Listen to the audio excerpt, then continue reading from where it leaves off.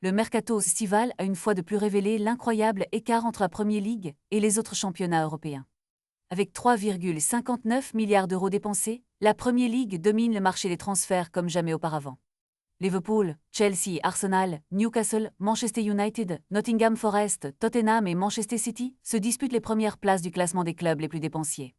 Les montants investis dans des joueurs comme Alexander Isak à 145 millions d'euros et Florian Wirtz à 125 millions d'euros témoignent de l'attractivité indéniable de ce championnat.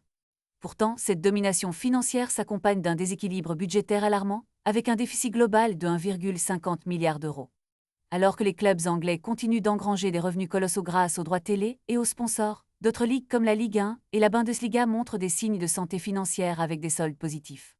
La Ligue 1, par exemple, affiche un excédent de 344 millions d'euros grâce à des clubs comme Monaco et Nice qui ont su tirer profit de leur talent. En revanche, des ligues comme la Serie A et la Liga peinent à équilibrer leurs comptes, accumulant des déficits inquiétants. Le contraste est frappant. Tandis que certains clubs achètent pour exister, d'autres, comme Chelsea, réussissent à générer des revenus par la vente de joueurs tout en investissant massivement. Les nouvelles dynamiques du marché révèlent une fragmentation en multiples modèles économiques, allant des plateformes équilibrées aux clubs en forte expansion.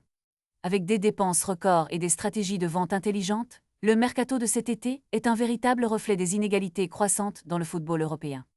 Alors que certains clubs s'envolent, d'autres se retrouvent en difficulté, soulevant des questions cruciales sur l'avenir du sport. Quels enseignements tirer de ce mercato? La discussion est ouverte et l'avenir du football européen est en jeu.